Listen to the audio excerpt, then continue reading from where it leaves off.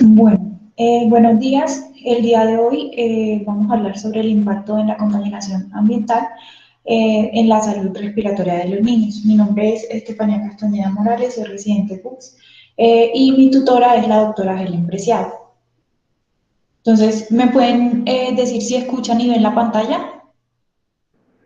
Sí, señora, sí se oye y se ve.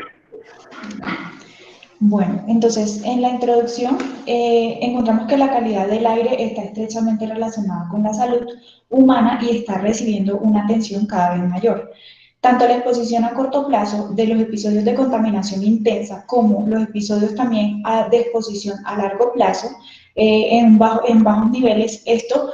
ha tenido un gran impacto como efectos adversos en el sistema respiratorio humano, en lo cual también se ha encontrado que estas micropartículas pueden depositarse a lo largo de la vía respiratoria y como componente tóxico pueden penetrar profundamente en los alvéolos. Entonces existen estudios que han demostrado que estas micropartículas inhaladas pueden causar ese daño respiratorio a través de un proceso inflamatorio y citotóxico, que es lo que vamos a ver a continuación. Entonces, estas micropartículas son una mezcla de compuestos microscópicos en forma de líquida o sólido, se pueden encontrar y más que todo se hace énfasis en lo que es el hollín, el polvo, el humo y la neblina, de las cuales estas micropartículas se van a dividir de acuerdo si son su origen primario o secundario. Entonces, primarias son aquellas que se emiten directamente a la atmósfera por diversas fuentes, por ejemplo, el humo oscuro que se observa en los escapes de los coches o los camiones, y lo otro que sería el polvo de las calles. Y las partículas que tienen un origen secundario son aquellas que se forman en la atmósfera como resultado de reacciones químicas. Entonces, a partir de materiales gaseosos, que son los llamados precursores. A partir de estos principales gases que son expulsados o emitidos a la atmósfera, como lo son el dióxido de azufre, el dióxido de nitrógeno, los compuestos orgánicos volátiles y el amoníaco.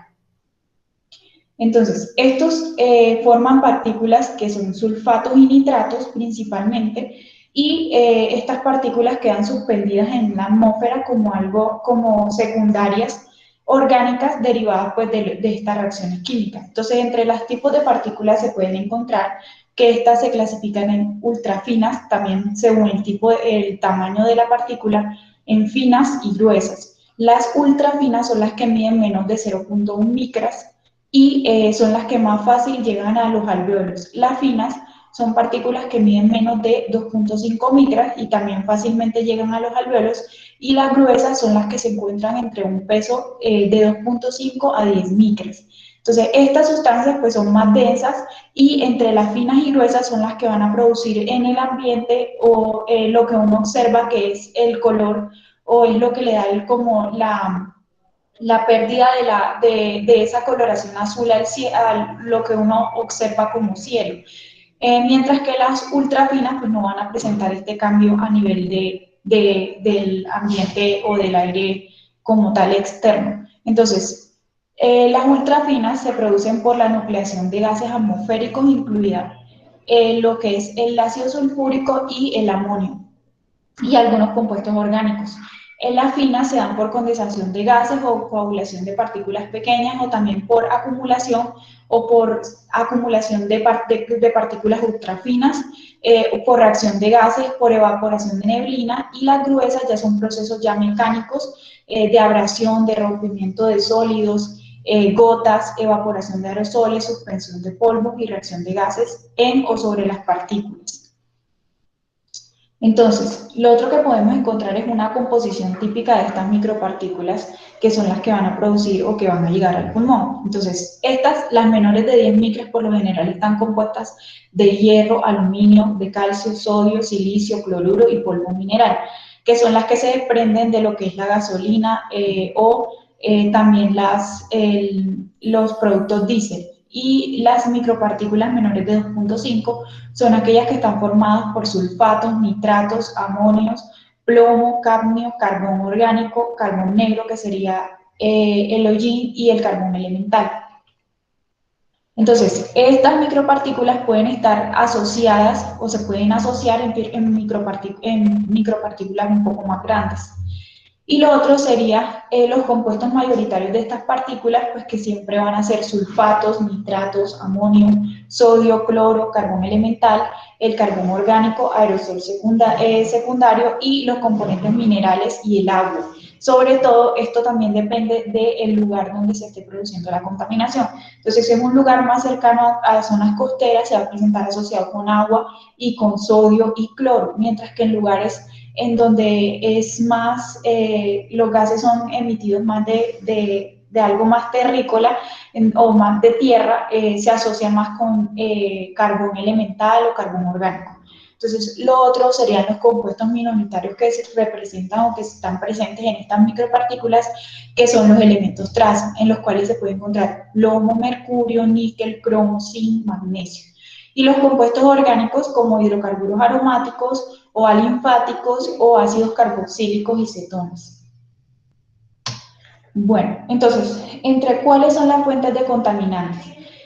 Los contaminantes del aire exterior pues tienen características químicas y físicas complejas que dependen de qué, de la fuente de contaminación que los esté generando. Entonces, la contaminación del aire exterior se deriva de actividad humana, como son las emisiones industriales, como es el humo emitido por los carros o también por transporte marítimo, el tráfico aéreo, la construcción, las actividades agrícolas, los accidentes de guerra o los incendios también pueden generar partículas de contaminación.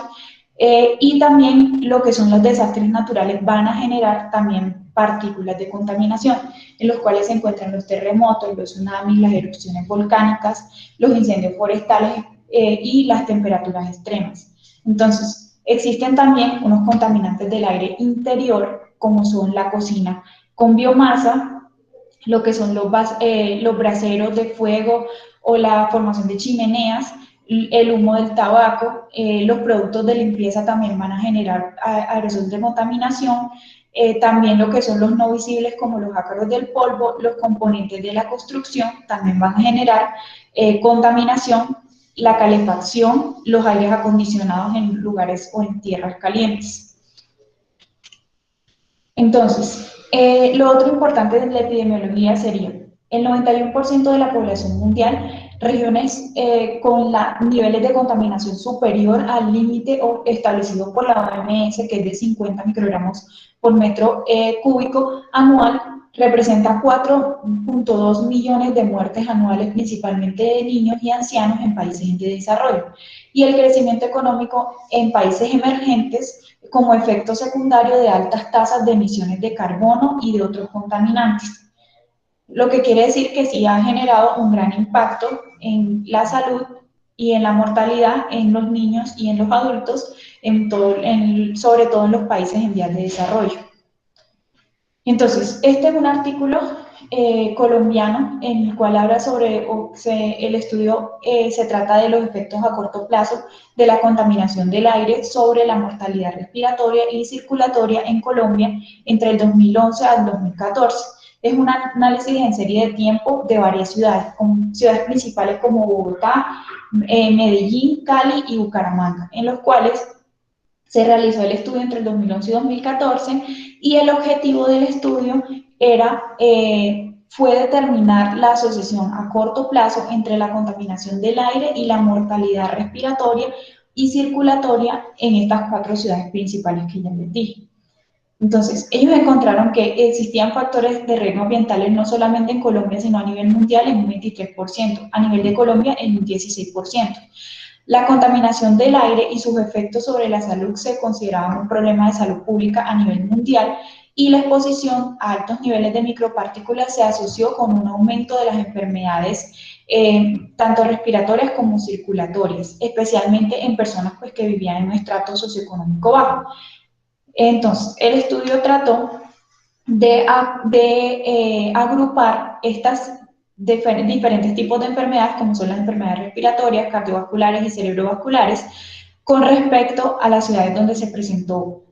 o con relación a estas ciudades en las cuales se realizó el estudio, en las cuales se encontró que la mayoría de las causas por las cuales los pacientes consultaban a urgencias iba a ser por problemas respiratorios, y la ciudad donde más consultaron pues, fue Bogotá. El total de todas las consultas fue de 3.879.383 personas que consultaron, de los cuales hubo una pérdida de lo que era de los registros que se realizaron de las concentraciones de los contaminantes en algunas ciudades, pero pues es uno de los estudios que tiene Colombia como más recientes, porque los demás eran del 2017. Entonces, entre los estudios que encontré, entre el estudio hablaba de que las concentraciones de lo que eran estas micropartículas se encontraban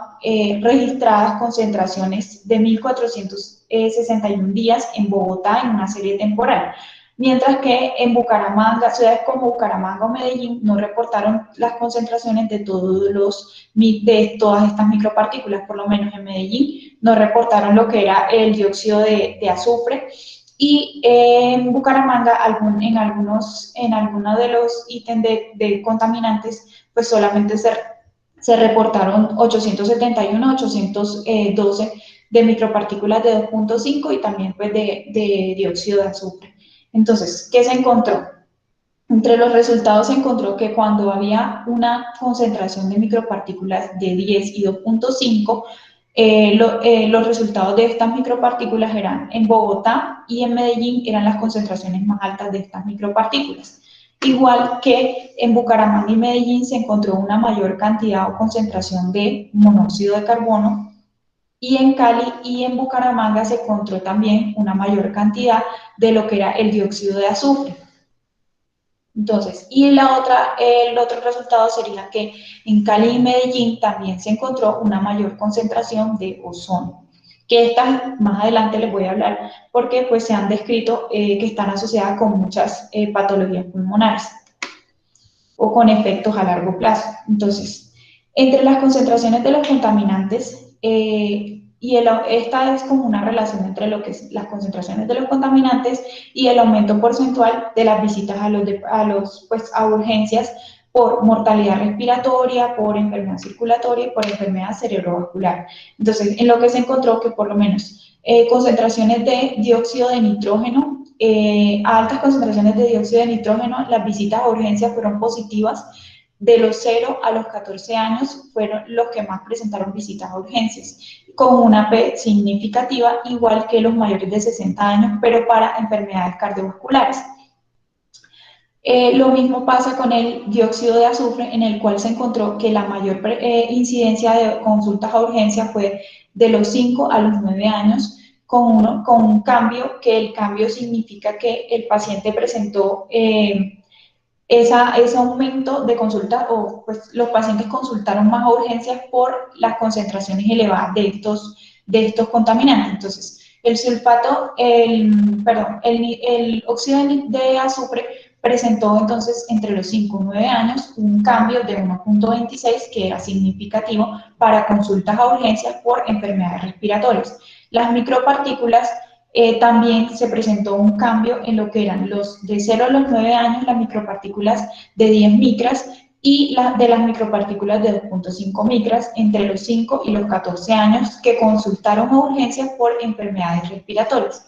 Mientras que en los mayores de 45 años, en las micropartículas de 2.5 se encontró que tenía asociación con un aumento de la tasa de incidencia o de consulta a urgencia en lo que eran enfermedades cardiovasculares.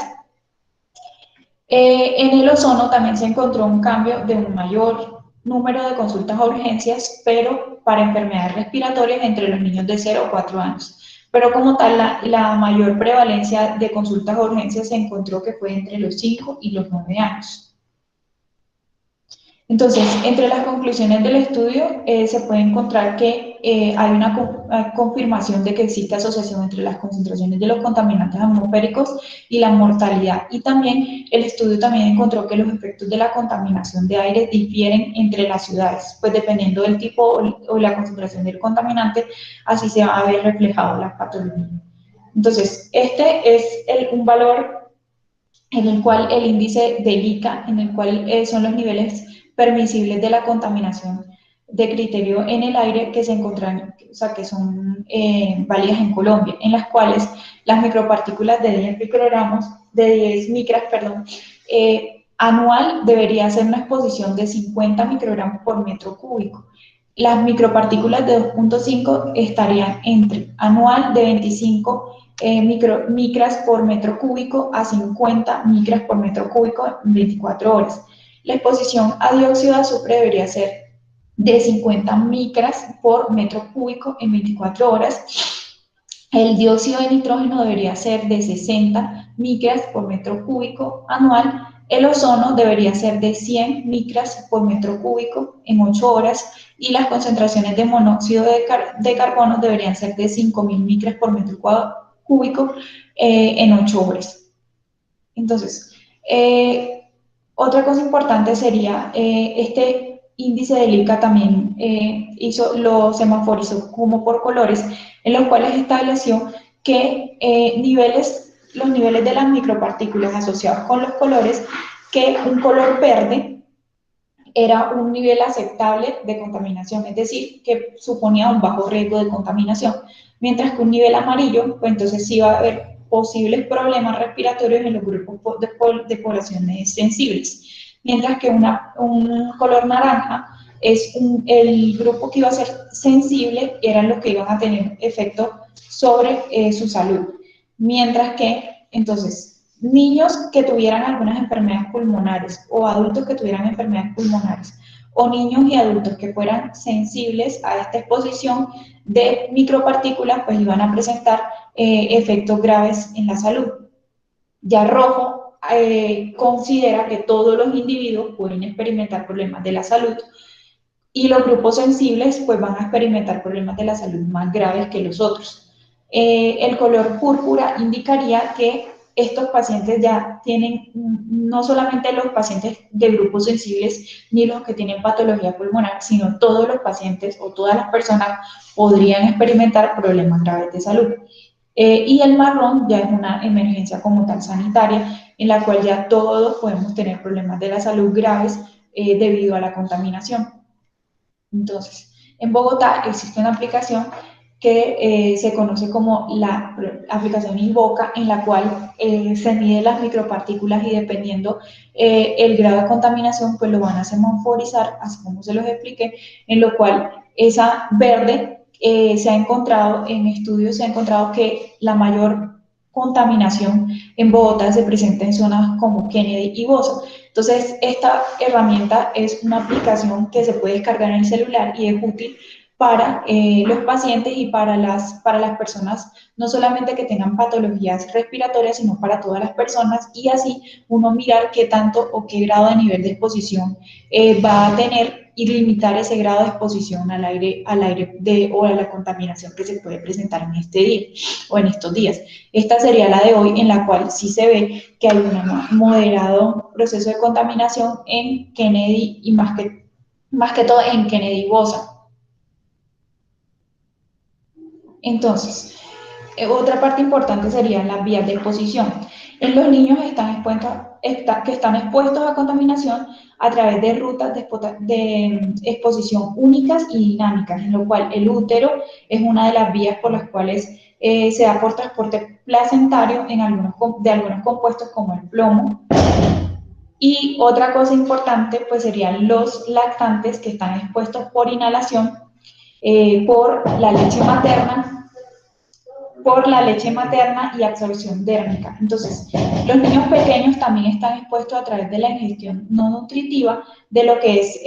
el pica que ellos hacen a través de meterse objetos a la boca o de meterse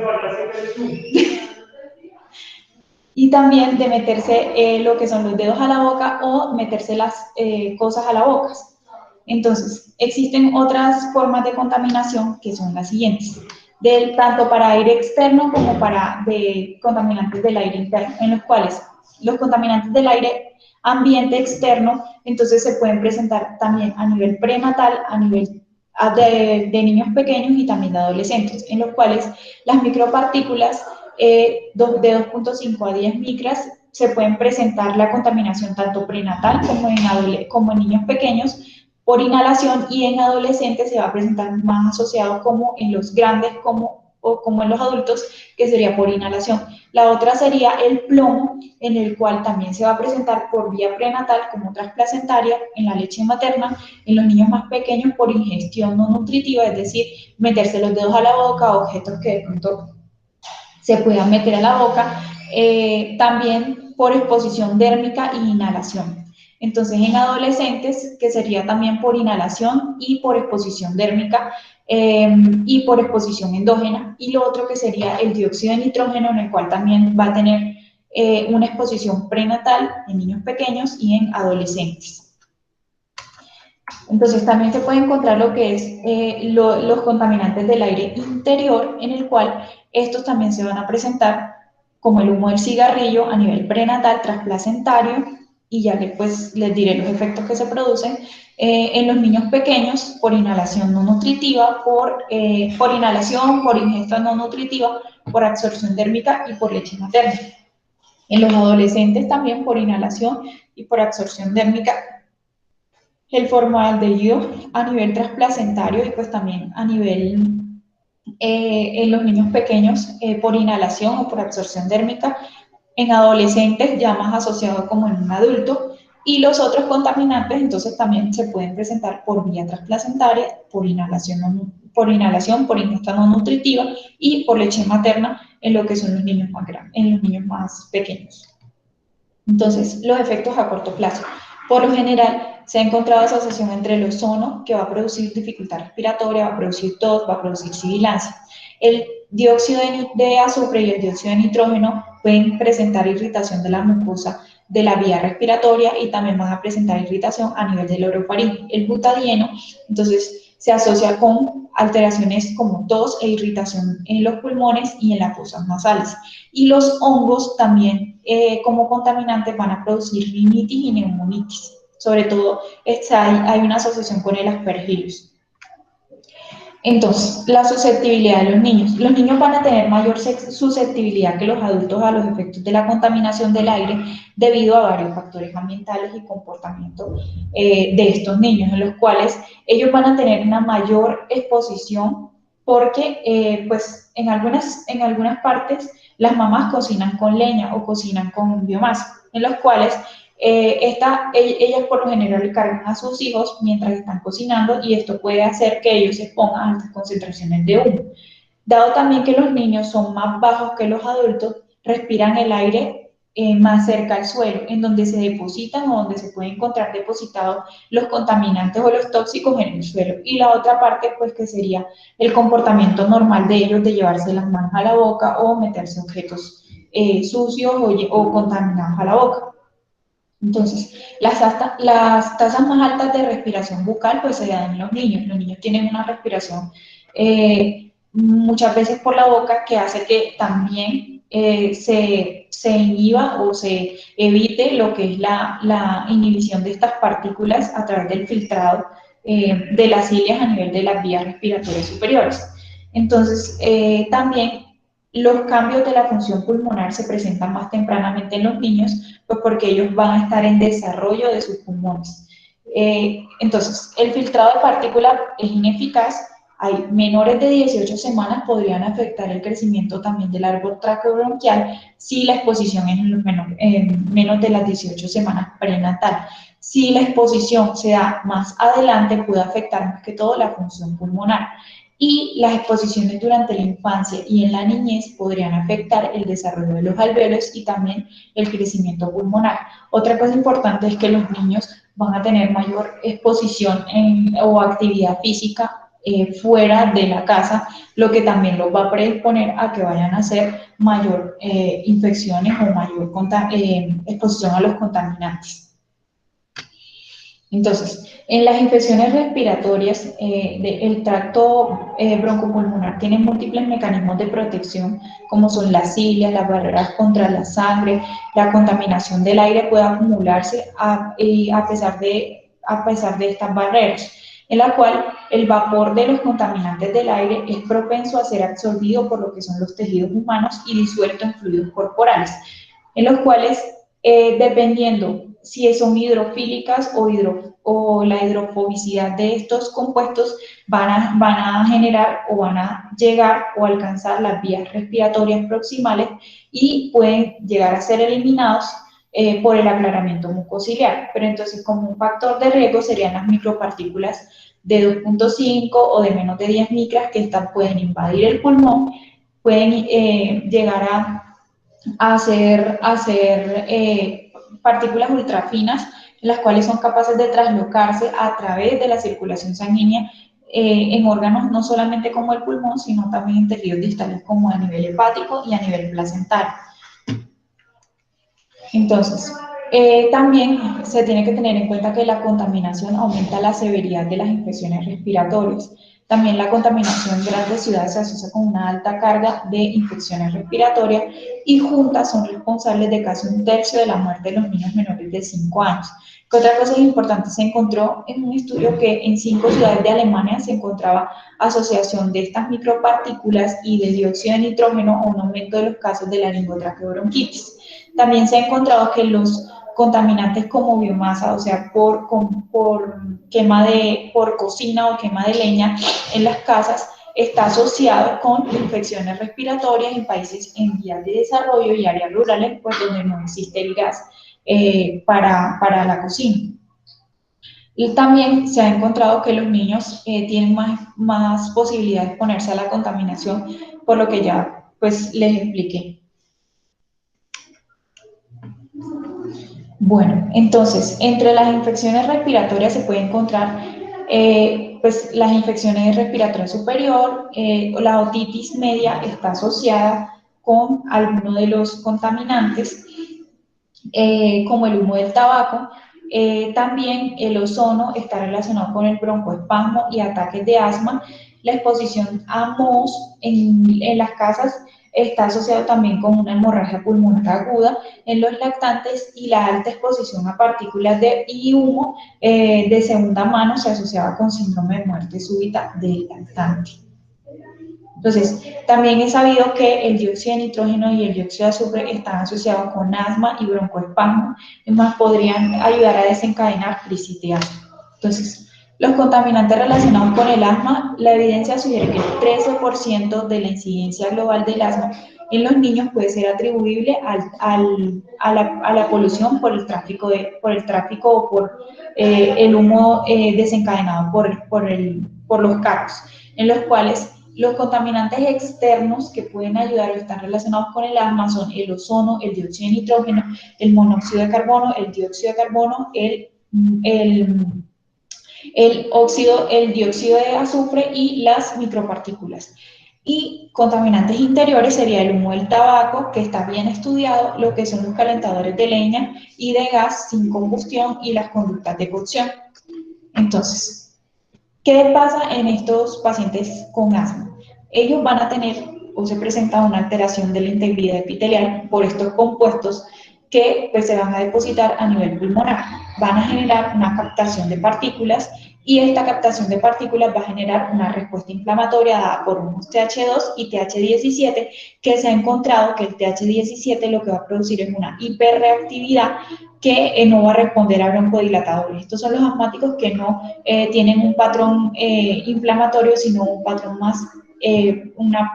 más asociado a una hiperreactividad bronquial. Entonces, se presenta un estrés oxidativo, un aumento del reclutamiento de los neutrófilos que inducen una inflamación, no solamente de las células epiteliales, sino también una hiperactividad de las vías respiratorias y una lesión pulmonar. Entonces, a nivel de lo que es el tabaquismo, estos van a generar un daño o una lesión a nivel de las células epiteliales, va a liberar no solamente interleuquinas, citoquinas, sino también va a generar una liberación del factor transformante beta y de crecimiento endotelial. en la cual este factor de crecimiento transformante beta y el factor de crecimiento endotelial van a generar una liberación de fibroblastos, un depósito de colágeno y mucina, en las cuales se va a generar pues una sobreproducción de moco, fibrosis, y aparte de esto se liberan lo que son los factores como las interleuquinas, factores inflamatorios van a generar que se reclute mayor cantidad de macrófagos alveolares, monocitos, neutrófilos que van a perpetuar esa inflamación. También se van a presentar lo que son las metaloproteinasas 9 y 1, que lo que van a generar es una destrucción de la pared alveolar. Entonces, también se ha encontrado una asociación de estos contaminantes con el factor de necrosis tumoral alfa, un polimorfismo de esta que afecta lo que es la expresión de las citocinas proinflamatorias, y también se ha encontrado asociación del dióxido de nitrógeno que se asocia con una exposición gen ambiente, son importantes para el desarrollo del asma. Entonces, que generan unas variantes de la mucina y generan una sobreproducción de moco o una secreción alterada de moco.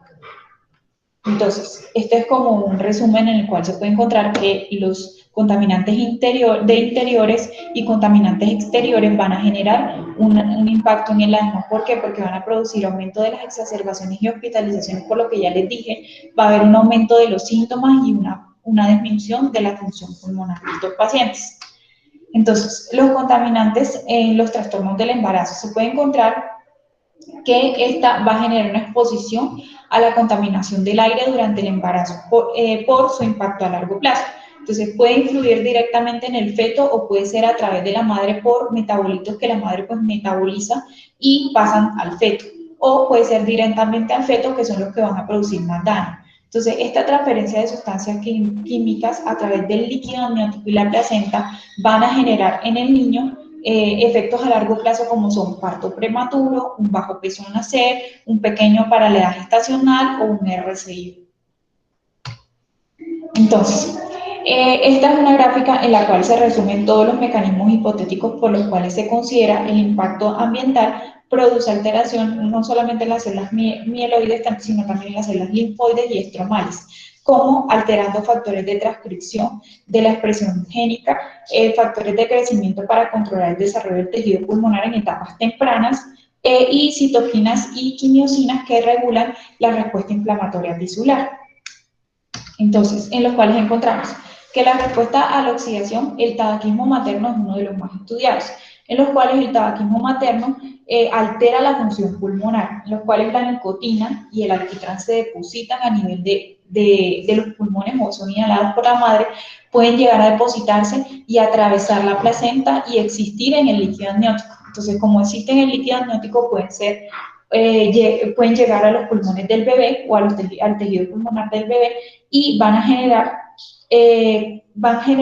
que se altere ese desarrollo de los tejidos pulmonares fetales. Entonces, se ha demostrado que la nicotina tiene un aumento de la producción de especies reactivas de oxígeno, es decir, radicales libres. Y esto va a reducir la producción de antioxidantes, lo que va a generar pues, un desequilibrio entre antioxidantes y oxidantes, y pues, va a generar un mayor riesgo de asma y de POC en niños.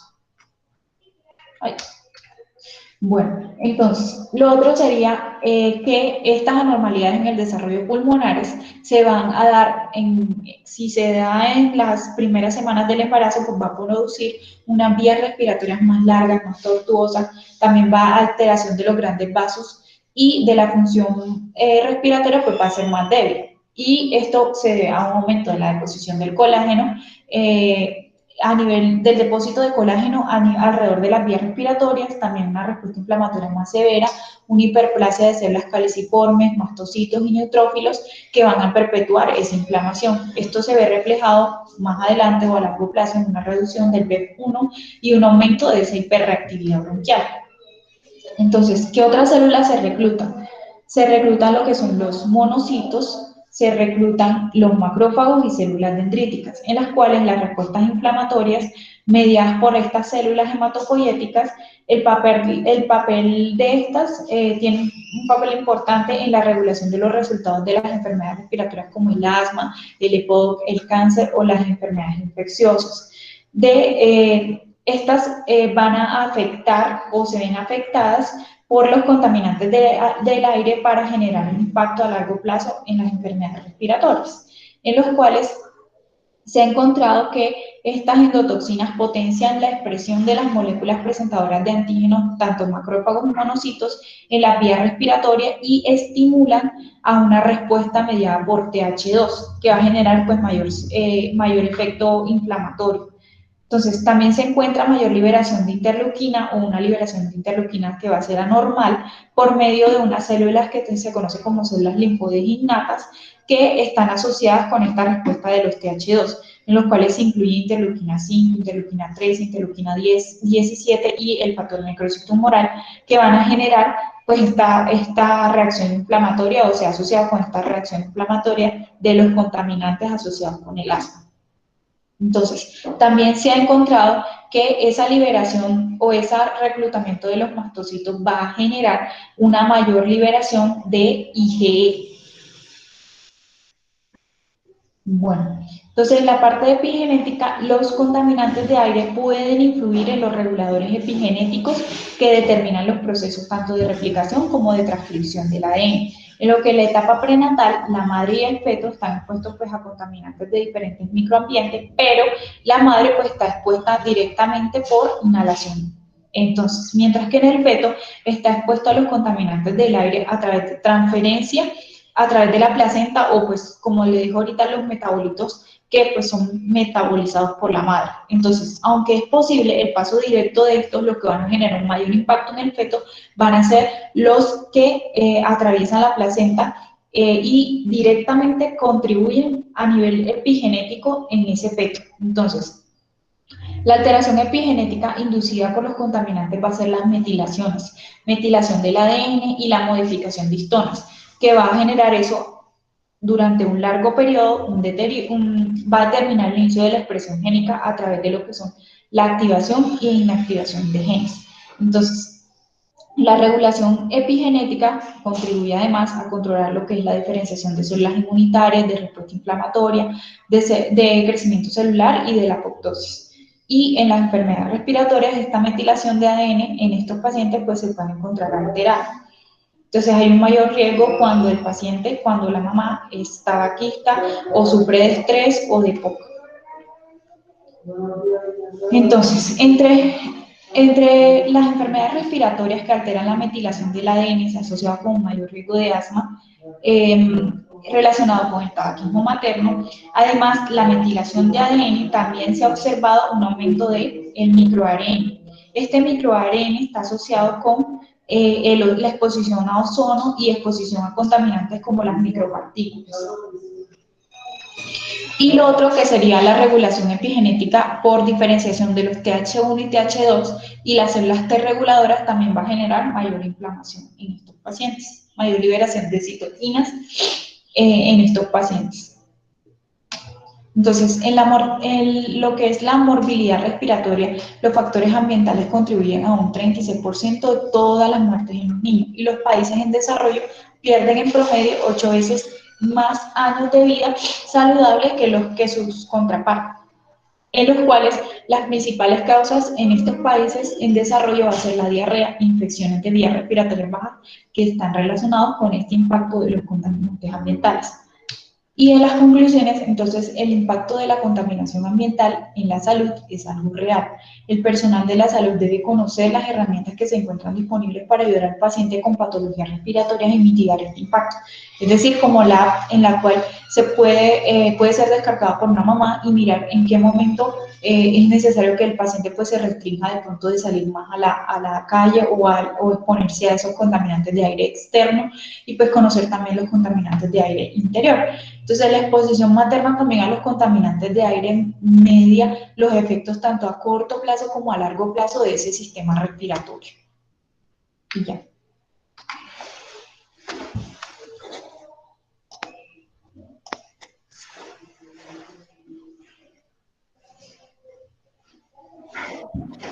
No sé si alguno de los docentes quiere dar alguna opinión o hacer algún comentario. Gracias. Excelente presentación, Estefanía, muy completa. te recomiendo dos cositas. La primera, que me hagas llegar los artículos de la influencia de los factores ambientales en la que es la restricción y las patologías pulmonares fetales, que me interesa bastante, lo primero. Lo segundo, nada, salvo el sonido